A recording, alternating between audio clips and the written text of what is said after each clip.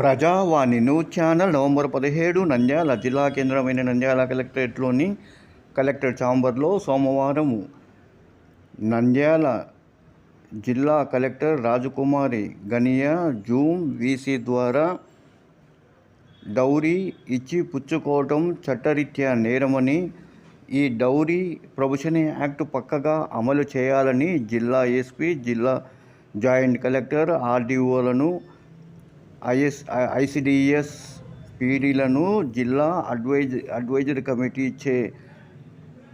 దిననిర్దేశం చేశారు. నంద్యాల జిల్లా కలెక్టర్ మాట్లాడుతూ, ఈ నేరాలు చోటు చేసుకుంటే జిల్లా జాయింట్ కలెక్టర్, సబ్ కలెక్టర్, ఆర్డీఓలు అరెస్టు, పెనాల్టీ వేయటం ఈ యాక్ట్ ద్వారా చోటు చేసుకుంటూనే స్పష్టం చేశారు. జిల్లాలో పక్కగా అమలు చేయవలసిన బాధ్యత వారిపై ఉందన్నారు.